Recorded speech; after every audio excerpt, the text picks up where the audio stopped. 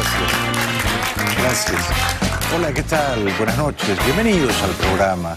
Yo soy Jaime Bailey. Hoy es miércoles 17 de julio. Estamos saliendo en vivo y en directo. Son las 9:00 de la noche aquí en Miami. Nos ve mucha gente, ¿no? Más gente de la que yo merecería que me viera. Nos ven en Estados Unidos, en Puerto Rico, simultáneamente, en este minuto. Pero después, por otras plataformas tecnológicas, nos ven, qué suerte la mía, en todo el mundo.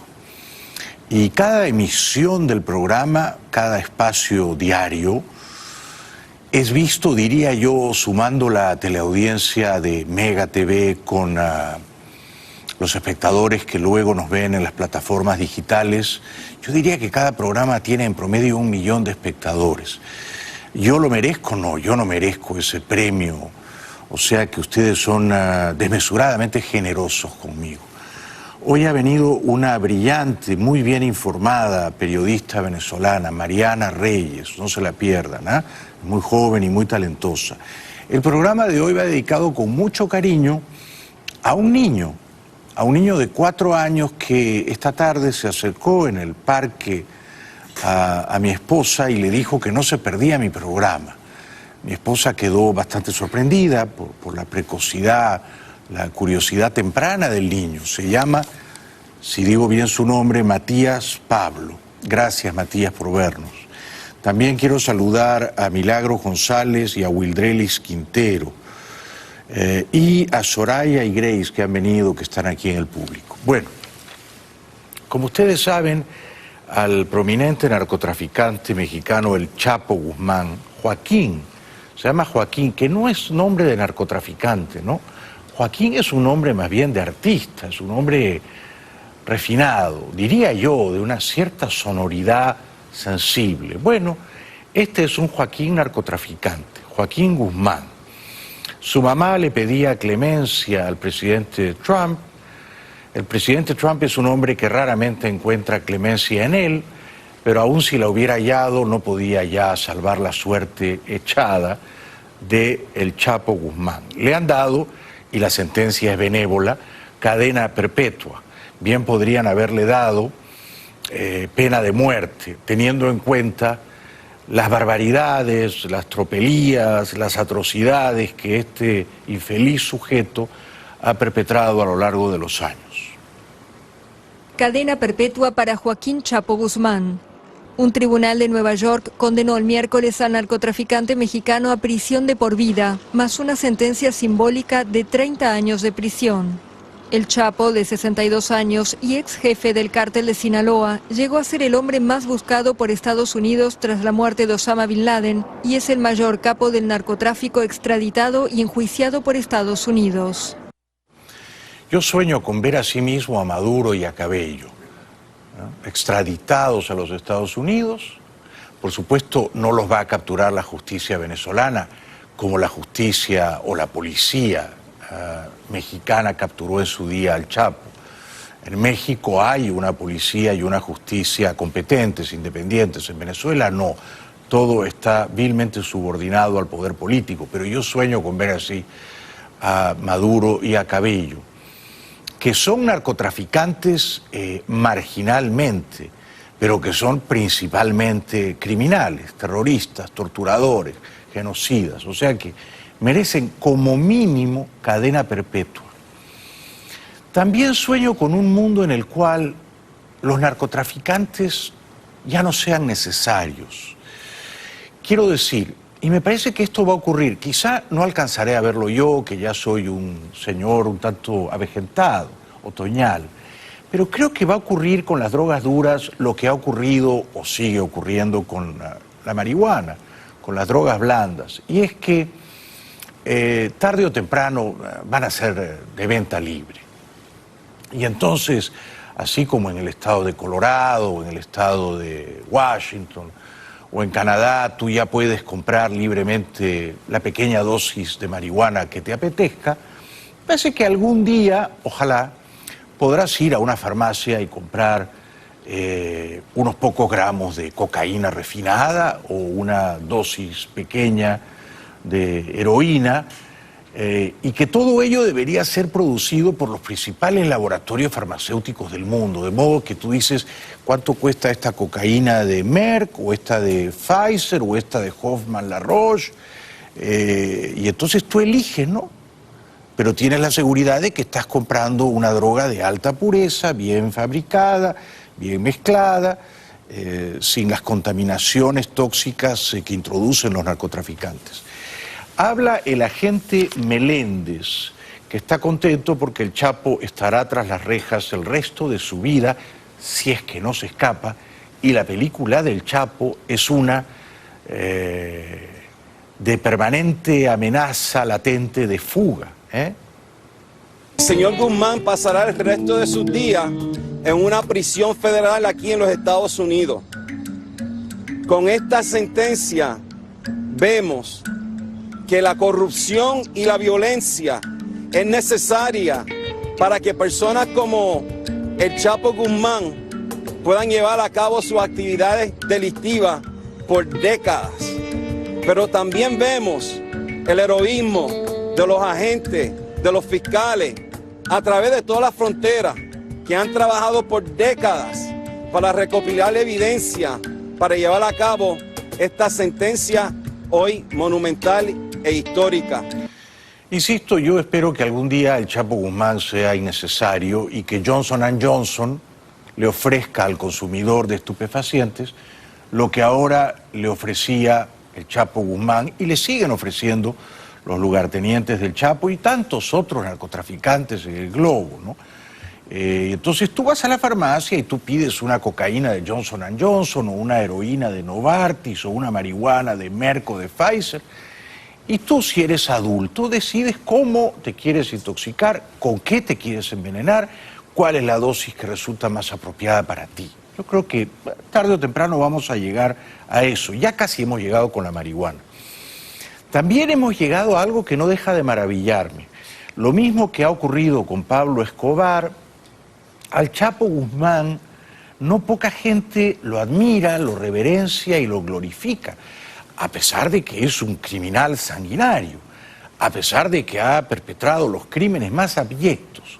Y entonces en Guadalajara, por ejemplo, lanzan línea de ropa El Chapo. Una marca de ropa con la imagen de Joaquín El Chapo Guzmán.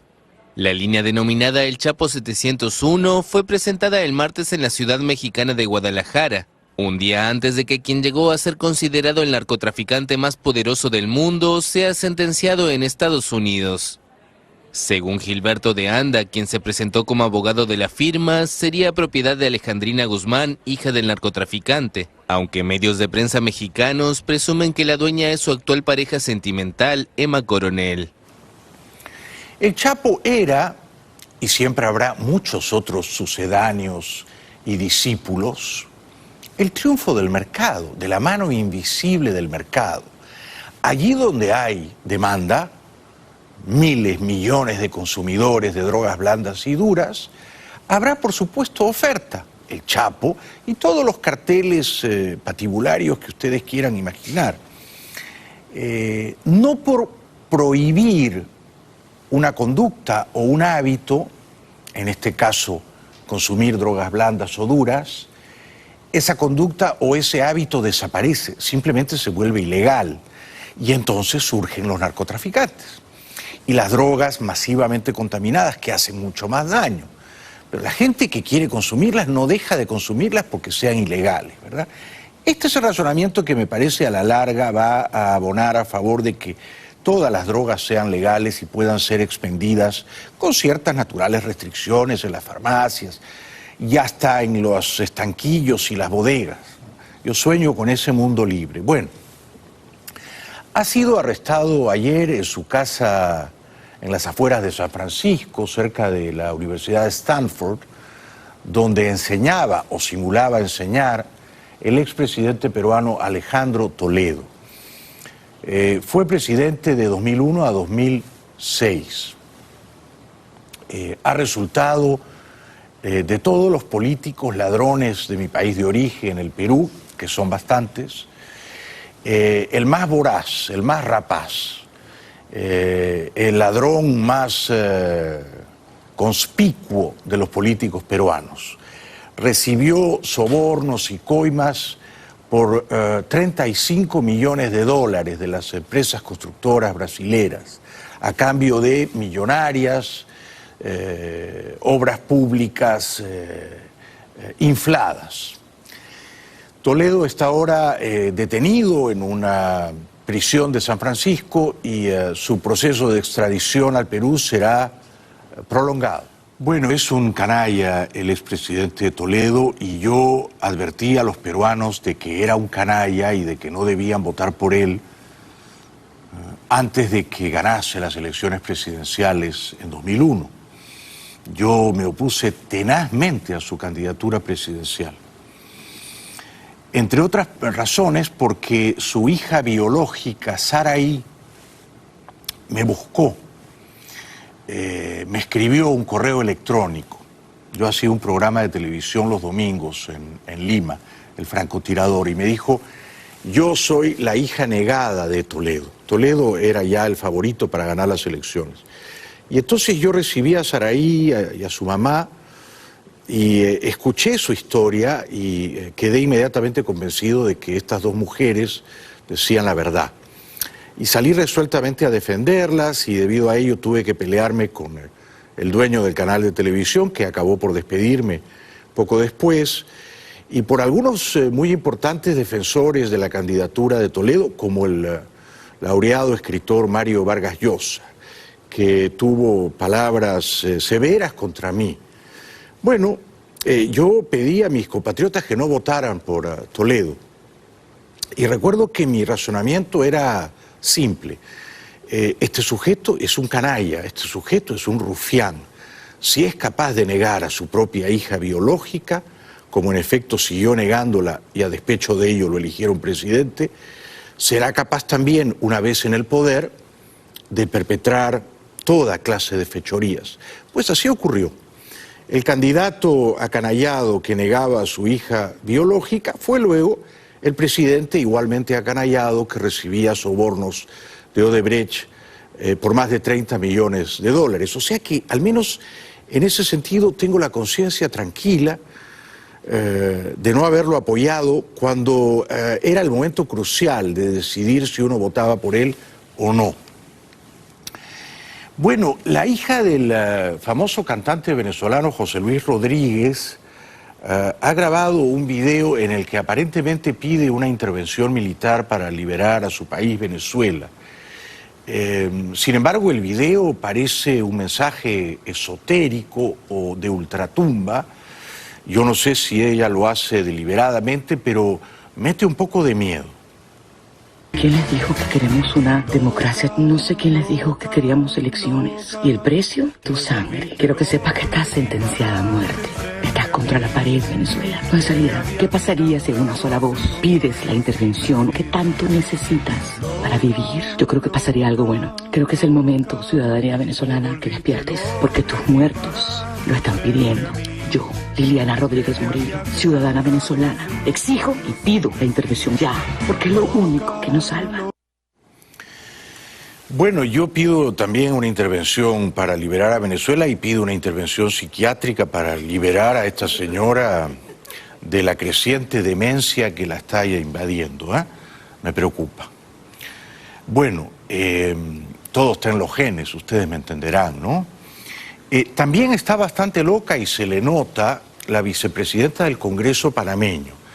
Ayer compartimos con ustedes algunos fragmentos de sus intervenciones deslenguadas y destempladas y groserísimas en el Congreso de Panamá, insultando a los refugiados venezolanos y amenazándolos con deportarlos y acusándolos de todos los males que afligen a Panamá. Es una charlatana de plazuela esta señora Zulay Rodríguez, tiene por supuesto adeptos y partidarios, pero fatiga el verbo de una manera particularmente demagógica e insidiosa, y sus enemigos son siempre o casi siempre los atribulados refugiados venezolanos que llegan a Panamá Primero, tratando de comer 3 veces al día y segundo, soñando con ser libres. Pero todo esto parece importarle un comino a la incendiaria congresista Zulay Rodríguez. Bueno, en este país se dice que la política es el show business de los feos sin talento. Ahí hablé con el director. Y creo que es verdad viendo a esta señora, ¿no es cierto? De pronto nos invadió la voz de Maduro, ¿no? Qué susto. Justo cuando yo decía los feos sin talento, de pronto dije los feos sin talento y esas palabras convocaron el espíritu de Maduro, es increíble, ¿no? Pero decía, la política es el show business de los feos sin talento, como esta señora, que no tiene talento y no tiene gracia y no tiene simpatía. Y es una bola, un globo de gases innobles. Y ella expele esos gases por vía bucal. Es una cosa impresentable esta señora Zulay Rodríguez, impresentable. Por supuesto no representa a la mayoría de los panameños, quiero creer yo. Bueno, pero sí, es verdad. La política es el show business de los feos sin talento y en el caso de Maduro eso es irrebatible, ¿no? Irrefutable. Maduro, escarnecido por el informe de Bachelet, ha salido a defender a su cuerpo de sicarios, de matones, secuestradores y torturadores. Estos son los que van a las casas y apartamentos de los muchachos y los secuestran y los matan. Los esbirros del FAES. Bueno, Maduro, con absoluto descaro, con una insolencia moral que a uno lo deja helado, rinde público homenaje a ese cuerpo de asesinos. Ahí hablé con el director y con uno de los muchachos ascendidos del Centro de Formación de Fuerzas Especiales en el Junquito. Todo el apoyo para ustedes, logístico, físico. Todo el apoyo para el FAE en su labor diaria de darle seguridad al pueblo de Venezuela. ¡Que viva el FAE! Todo el apoyo. Todo el apoyo a la Policía Nacional Bolivariana. Bueno, repugnante como mínimo, repugnante. Ojalá algún día Maduro siga la suerte contrariada del Chapo Guzmán. Publicidad. Me hace mucha ilusión conversar en unos pocos minutos con una brillante periodista venezolana, Mariana Reyes. No se la pierdan a Mariana, está aquí y yo creo que tiene cosas muy interesantes que contarnos. La señora Federica Mogherini, que fue ministra de Exteriores en Italia y que es ahora una suerte de ministra de Exteriores de la Unión Europea, se refirió hoy a las torturas que le costaron la vida al heroico capitán Acosta Arévalo y también aludió al informe de la señora Bachelet. That of Captain Acosta Arévalo, after he was taken in custody by the Venezuelan security forces, is for me, but I think for all of us, shocking. We have immediately called for a thorough and truly independent investigation that brings those responsible to justice. We have all seen the report by the UN High Commissioner for Human Rights, Michelle Bachelet, that confirms what we already knew very well, that human rights violations in Venezuela are frequent and are serious. Sí, son frecuentes y son serias las violaciones, pero principalmente son ordenadas por el dictador Maduro. No ocurren a espaldas de él o sin que él las controle. Ocurren porque él las ordena. Él ordena a quién secuestrar y torturar, y él ordena a quién torturar hasta matar. En el Parlamento Europeo, un representante español pidió, ingenuamente en mi opinión, una salida dialogada o negociada para la crisis venezolana. Compartimos el análisis que hace la alta representante de la Comisión Europea sobre Venezuela, pero creemos que es oportuno, ahora que iniciamos un mandato, reivindicar nuestra solidaridad con el pueblo venezolano. Reivindicar que la única salida posible es una salida política, pacífica y negociada, que acabe desembocando en unas elecciones libres y justas, en igualdad de oportunidades para todos los actores políticos y monitorizadas por la comunidad internacional. Oh, sí, claro. Y yo en octubre voy a ganar el Premio Nobel de Literatura. ¿Cómo no? Nada de eso es posible. Y yo no quiero seguir aquí majaderamente diciéndoles lo que pienso, pero Maduro y Cabello no van a entregar el poder pacíficamente, porque saben que han cometido unos crímenes tan abyectos que van a ser perseguidos por la justicia donde quiera que se encuentren. Por consiguiente, son criminales que no van a entregar el poder, habrá que arrebatárselos. Este otro diputado de la izquierda española en el Parlamento Europeo no critica a Maduro, no. Sus peores y más envenenados salivazos verbales son contra la oposición venezolana, a la que acusa de golpista. Esta Cámara, con Antonio Tajani a la cabeza, reconoció al autoproclamado Juan Guaidó como presidente de un país que, aunque a ustedes no les guste, tiene un gobierno y un presidente democráticamente elegidos. El intento de golpe de Estado fracasó y justo cuando Guaidó se suba a la mesa de diálogo en Barbados vuelven las presiones. Ustedes siguen la hoja de ruta marcada por Estados Unidos para derrocar a Maduro, pero no todo vale.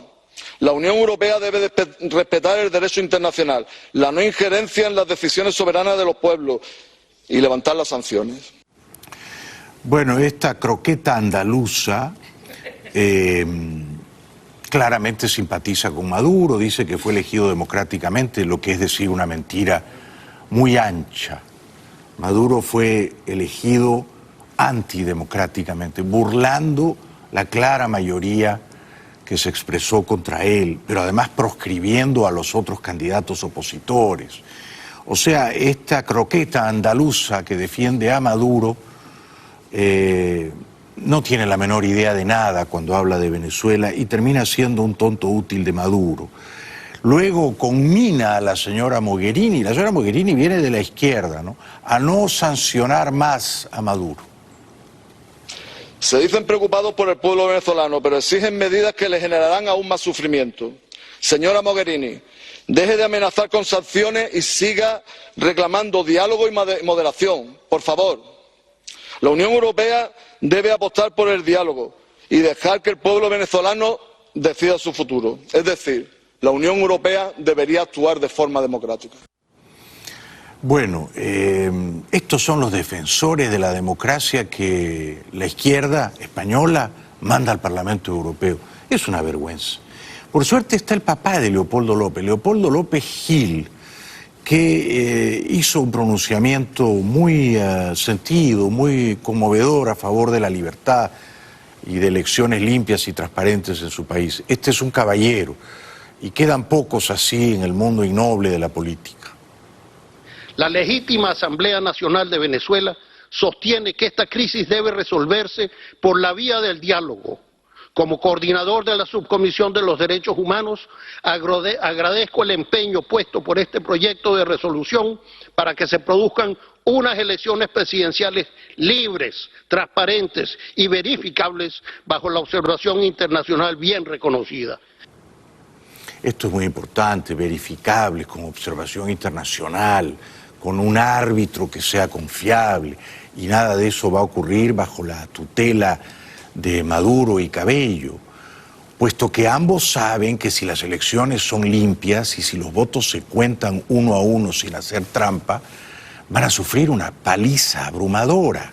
No son tontos, ellos saben que en unas elecciones limpias no solo perderían, sino serían arrasados, aplastados, y debido a ello van a obstruir cualquier tentativa de que las elecciones sean libres.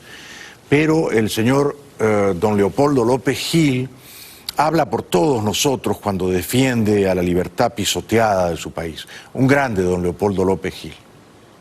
En línea con la resolución del día 28 de marzo, aprobada por este Parlamento, instamos al Grupo de Contacto a colaborar con el Grupo de Lima, con todas las acciones que conduzcan a estas elecciones. Este es el único camino para la democratización de Venezuela. Pido a todos los grupos políticos democráticos que apoyen esta resolución. Su único propósito es lograr que cesen las persecuciones sistemáticas, la represión, la violencia y las violaciones a los derechos humanos y el éxodo masivo de Venezuela. Estamos con usted, don Leopoldo. Bueno, interesantemente el dictador analfabeto, el palurdo de Maduro, está furioso con la señora Mogherini y la acusa de enturbiar los diálogos de Barbados. Bueno, hoy el presidente argentino Macri, que va a la reelección en octubre y que en las encuestas de momento no está ganando todavía la reelección, aunque las encuestas están cada vez más reñidas. Y eso es alentador para mí. Ojalá que Macri consiga lo que ahora parece arduo, o sea, que los argentinos lo contraten por 4 años más como presidente. Macri tuvo palabras muy bien dichas sobre la crisis venezolana en una reunión de Mercosur. El Mercosur es también un espacio para promover y proteger nuestros valores democráticos y de libertad, así como nuestros compromisos con la calidad institucional, la lucha contra la corrupción y el crimen organizado. Por eso quiero expresar una vez más mi solidaridad con el pueblo venezolano que sufre una crisis humanitaria sin precedentes en nuestra región. Reconocemos a la Asamblea Nacional y al presidente encargado Guaidó como única autoridad legítima en Venezuela y demandamos a Maduro que deje de obstruir la transición democrática y cese con las violaciones de derechos humanos de los venezolanos. Bueno, muy bien dicho por el presidente Macri. El joven venezolano Rufo Chacón, que quedó ciego por culpa de la sevicia, de la crueldad de los matones de la dictadura venezolana, que le vaciaron los ojos a perdigonazos, sueña con volver a ver. Ojalá este muchacho que no tiene siquiera 18 años pueda volver a ver. Publicidad. Bueno, nos visita esta noche Mariana Reyes, que es una joven y muy talentosa periodista venezolana, ha hecho una carrera verdaderamente admirable. Un aplauso para ella, por favor. Bienvenida, Mariana. Gracias, Jaime, Muchas por gracias invitarme. por estar aquí. Muchas es un gracias honor a ti. recibirte. Tú fuiste en Caracas una periodista muy combativa y muy prestigiosa en Globovisión. Estuviste 6 o 7 años en Globovisión, ¿verdad? Sí. Fueron años felices, la verdad. Sí. Sí. ¿Y por qué tomaste la decisión de irte de Venezuela, si no es una pregunta muy personal? ¿Qué pasó que te convenció de que debías irte de Venezuela y hacer periodismo libre aquí? Bueno, creo que siempre es una pregunta personal.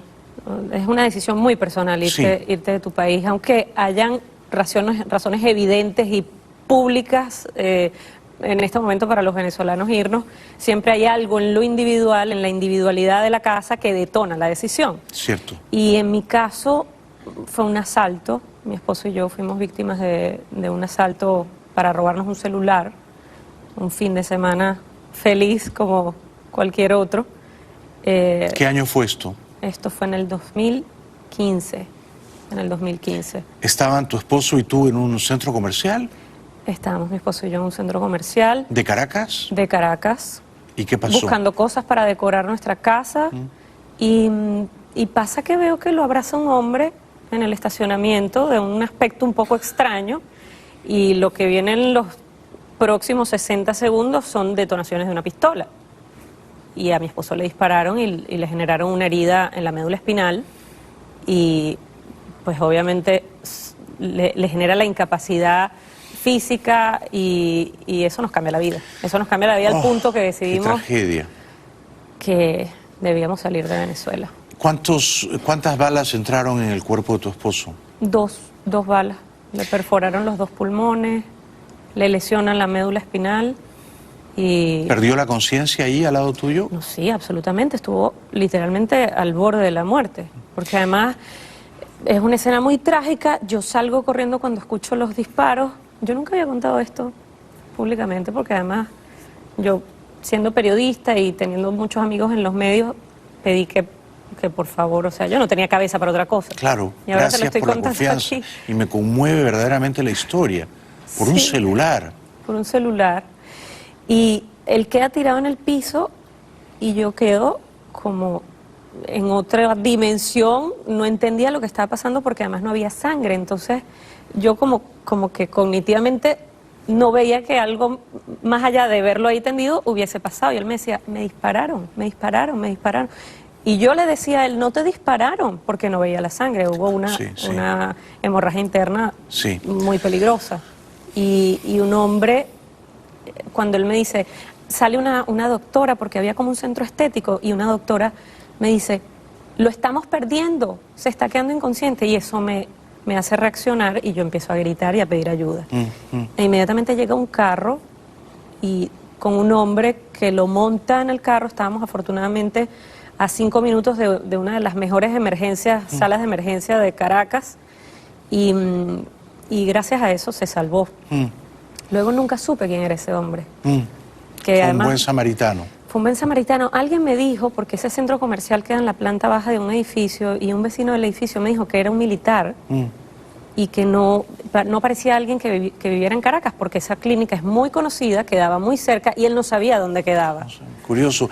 Sí. Y obviamente se llevaron el celular que querían robarle a tu Se esposo. llevaron el celular. Pero él se resistió o forcejeó, es decir, Él se resistió porque además, bueno, la familia de mi esposo y mi esposo lo habían secuestrado 2 veces. ah, ya lo habían A secuestrado. mi esposo lo habían secuestrado, al papá de mi esposo lo secuestraron y lo tuvieron 12 días secuestrado.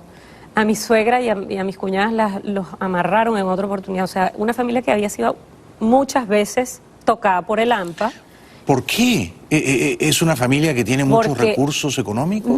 No, realmente no, es una familia de clase media, pero el nivel de delictividad de Venezuela Increíble. es lo suficientemente alto como para que te toque varias veces. Increíble.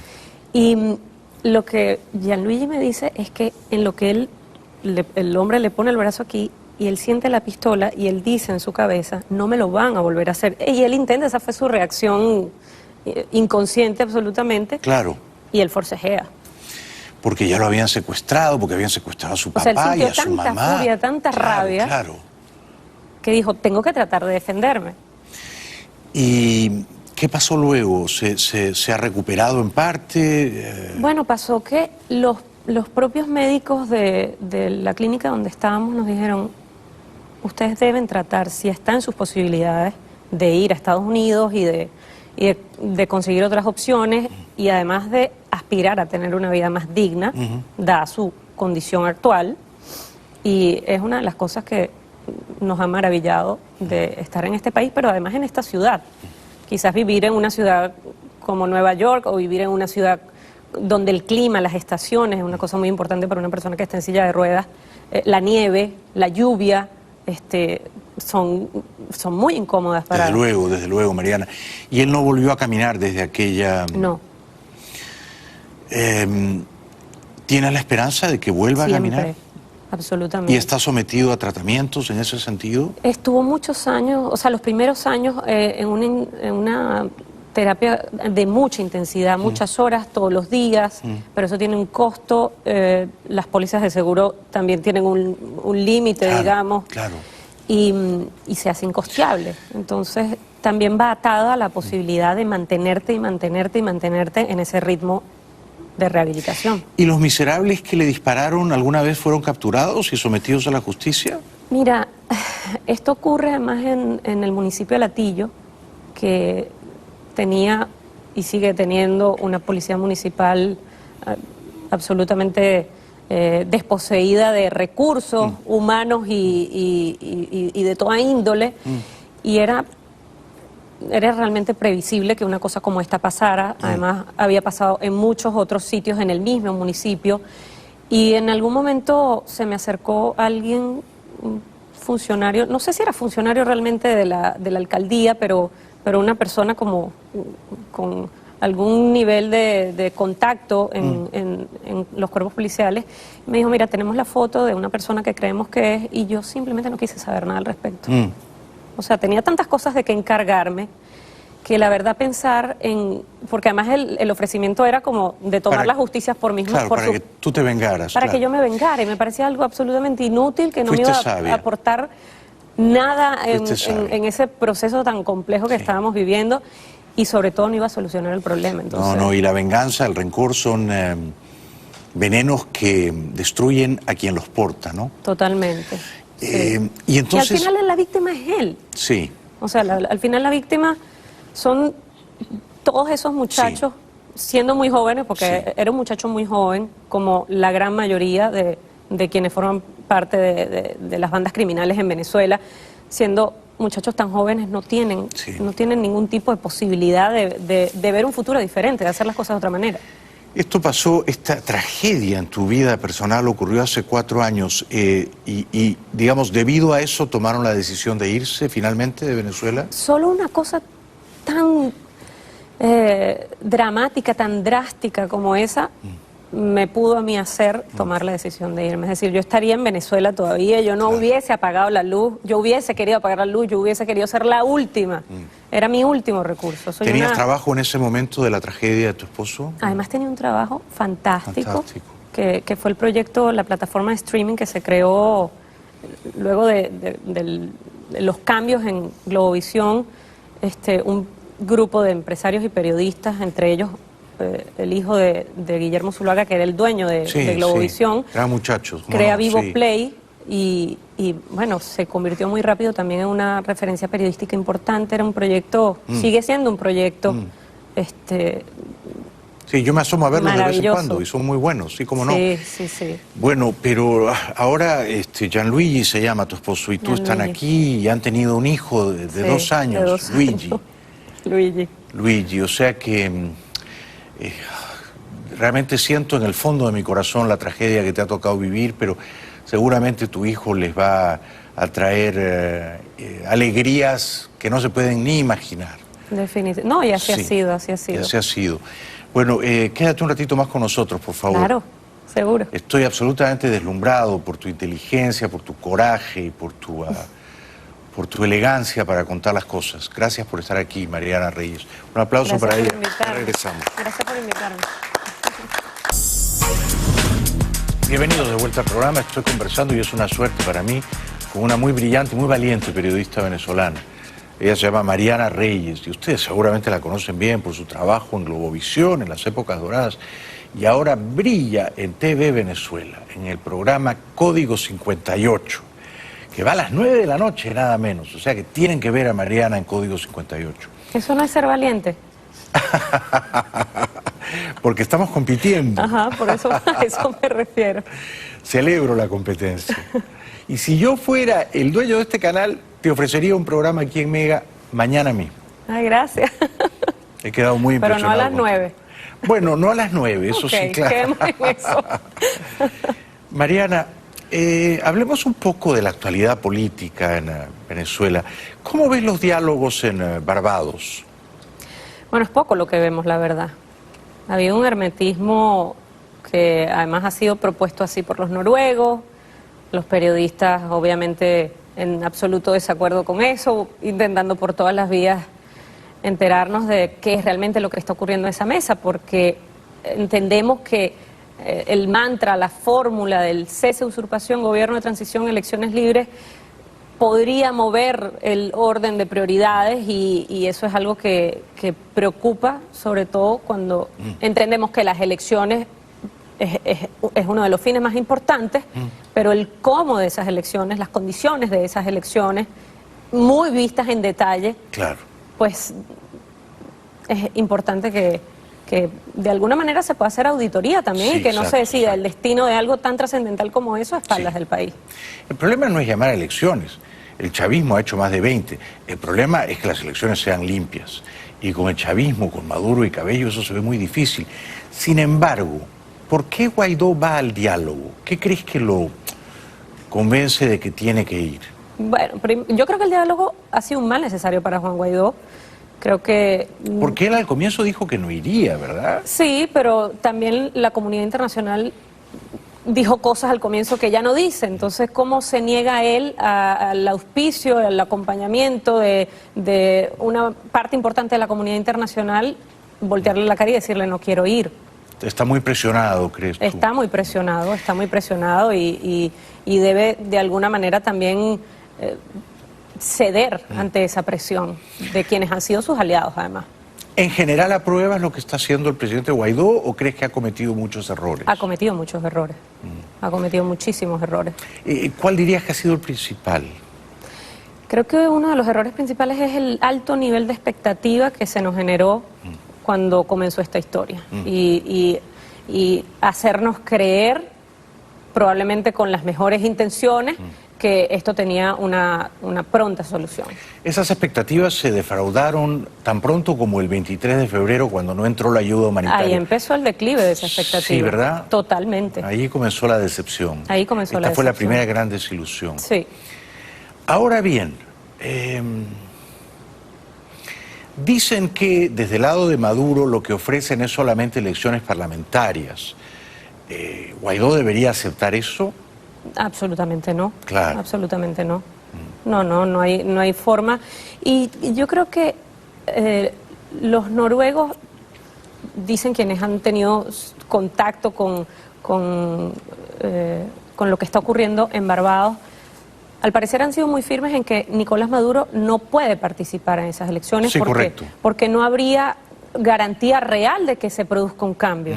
A fin de cuentas, ciertamente la base del chavismo está implosionada, disminuida, muy reducida, pero hay todavía un 25% que podría darle un voto a favor al chavismo y además tampoco tenemos las garantías de que la oposición vaya unida, de que las condiciones sean las ideales. Entonces, lo que sí se debe cumplir es que Nicolás Maduro no forme parte de ese proceso. Y eso lo piden los noruegos, según tus fuentes. Sí, eso lo han pedido los noruegos y lo dijo Estados Unidos también Maduro. La semana pasada. Sí.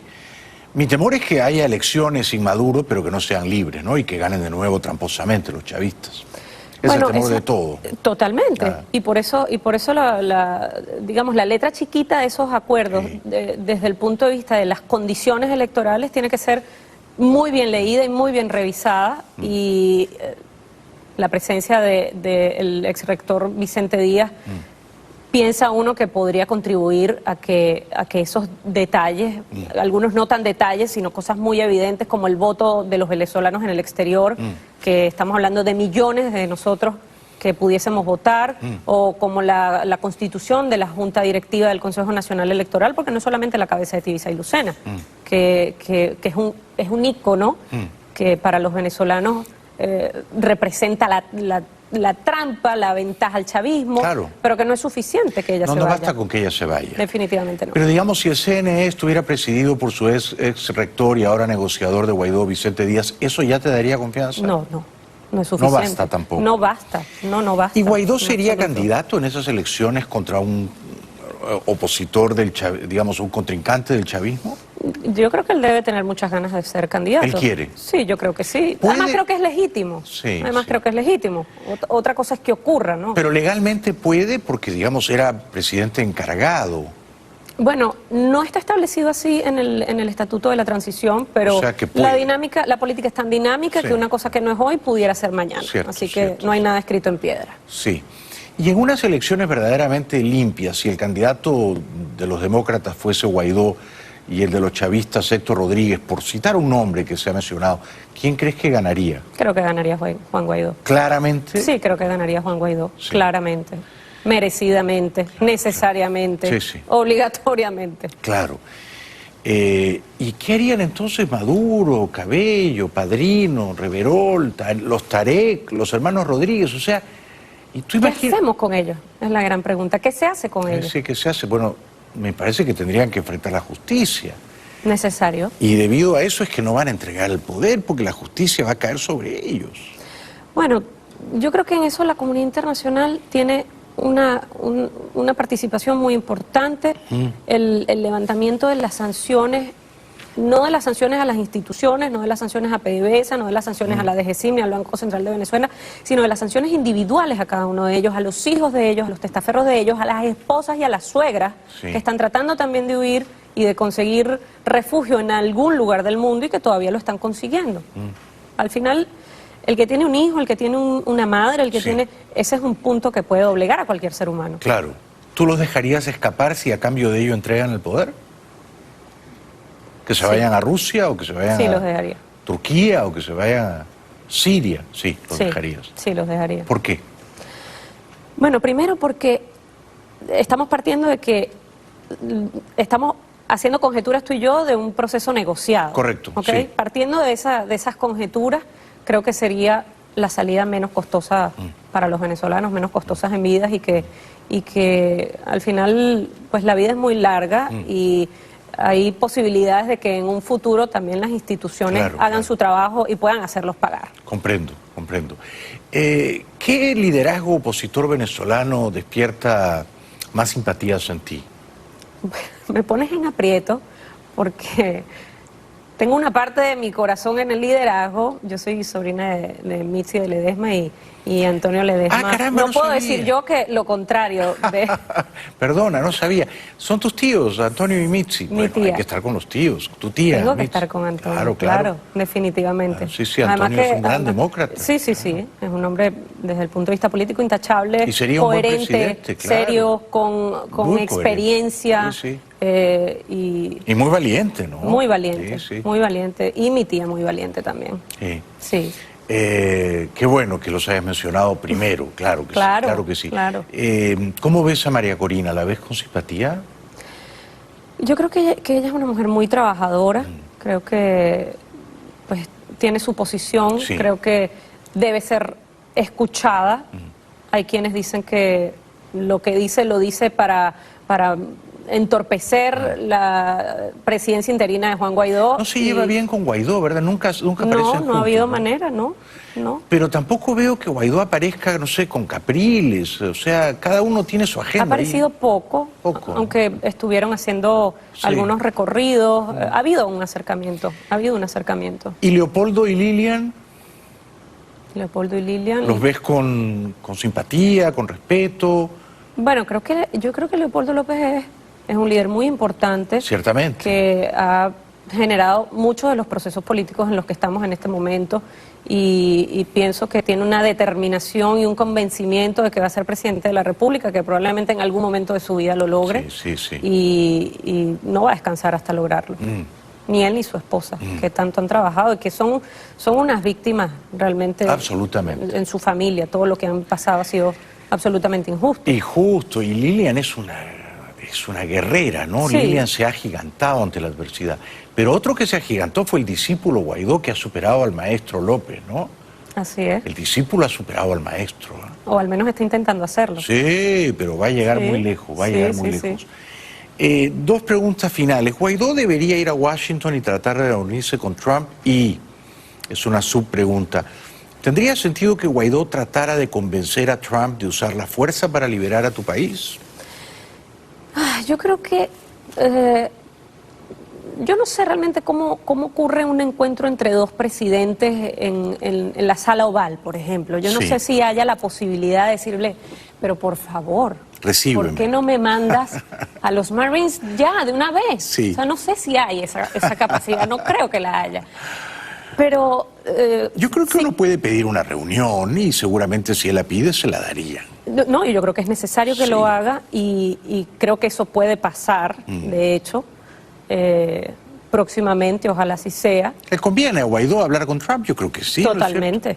Le conviene hablar con los líderes del mundo, con sus aliados y especialmente con Donald Trump, que no estaría la agenda de Venezuela en el lugar en el que está en la opinión pública internacional de no ser por este presidente de Estados Unidos. Eso es innegable. Y es nuestro aliado. Con las simpatías o antipatías que nos pueda generar. Al margen de los exabruptos que pueda de vez en cuando cometer el presidente, en el tema de Venezuela lo necesitamos, ¿no, María? Es imprescindible. Es imprescindible. ¿Sueñas con volver a Venezuela? Todos los días de mi vida, todas las noches de mi vida. ¿Qué es lo que más extrañas?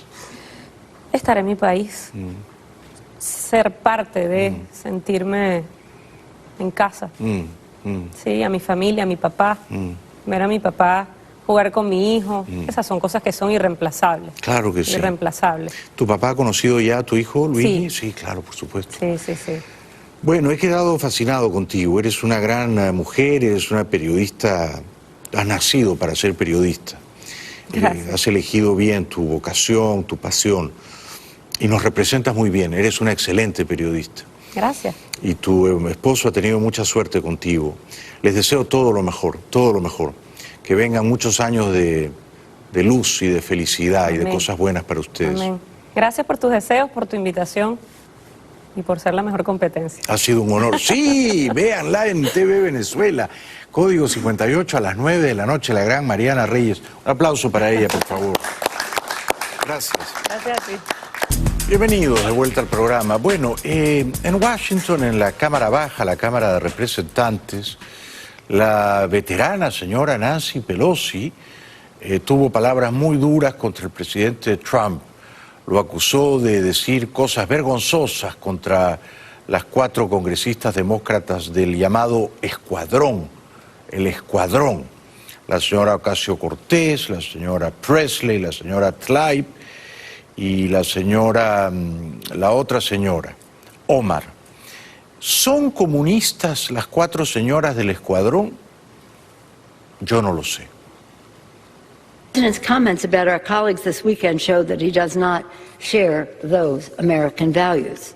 These comments from the White House are disgraceful and disgusting, and these comments are racist. How shameful to hear him continue to defend those offensive words, words that we have all heard him repeat not only about our members, but about countless others. Our caucus will continue to forcefully respond to those attacks on our members, which reflect a fundamental disrespect for the beautiful diversity of America. Entre tanto, la consejera del presidente Trump, la señora Kellyanne Conway, se exaspera bastante, se ofusca no poco y por un momento parece la vicepresidenta del Congreso de Panamá. He's tired. A lot of us are sick and tired of this country, of America coming last, to people who swore an oath of office. Sick and tired of our military being denigrated. Sick and tired of the Customs and Border Patrol people, protection people I was with, who are overwhelmingly Hispanic, by the way, in McAllen, Texas. Sick and tired of them being, no, you don't understand, because you didn't go, being criticized, being doxxed by a bunch of Hollywood D-listers who have nothing else to do but sit on their asses on Twitter all day and try to dox brave men and women who are diving into the Rio Grande to save people who are drowning, who are taking other people's babies into custody and diapering them and feeding them and looking the other way while people are running across with drugs. That's going on.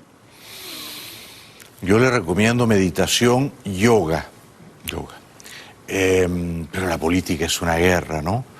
Y Bernie Sanders, el candidato socialista Bernie Sanders, promete que si llega al poder, la industria farmacéutica no obtendrá las pingües ganancias que ahora consigue. Él dice que va a acabar con la codicia de la industria farmacéutica. Can you believe that in America today people are dying because of the high cost of prescription drugs? And today we announce loudly and clearly that we will no longer accept the greed of the pharmaceutical industry. Estoy contigo en eso, Bernie. En eso estoy contigo. Ganan demasiada plata los laboratorios farmacéuticos a expensas de nosotros los viejitos. Bernie, estoy contigo en eso. Sigue adelante, te apoyamos en esa cruzada. So today we tell the pharmaceutical industry their greed is going to end, that under Medicare for All there will be a cap on what people will have to pay for medicine, and that we are going to significantly, and underline the word significantly, lower prescription drug costs in America. We are tired of getting ripped off. Sí, yo también, señor Bernie Sanders. Estamos cansados. Todo lo que uno gana acá es para comprar el finasteride, que no se me caiga el pelo, el Cialis para mantener las erecciones, el fluoxetine para no deprimirme. Todo se lo llevan las farmacéuticas. Adelante, Bernie, adelante. Ya regresamos.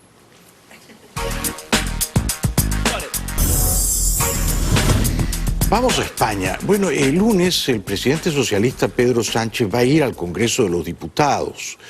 Tiene un programa de gobierno, pero no se sabe si va a conseguir los votos para obtener la investidura. Necesita 175 votos más 1, la mayoría absoluta. Eso, qué enredo. Un jaleo esto, no se entiende, ¿no? Debería ser presidente el que sacó más votos y ya está. No, él ha sacado más votos con mucha diferencia, pero no tiene la investidura. Y yo creo que el Partido Popular y Ciudadanos deben abstenerse y permitir que él sea el presidente. Bueno, Felipe González, que sabe mucho de todo esto, dice que antes se gobernaba desde el centro.